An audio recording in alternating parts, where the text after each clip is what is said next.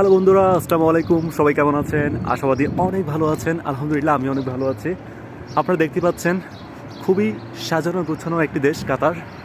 এই মুহূর্তে আমি অবস্থান করছি কাতারের লোসাইল শহরে।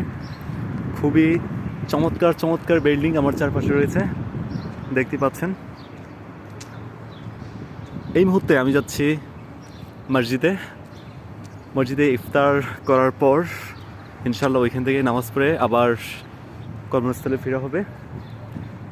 এখন সময় 5:30।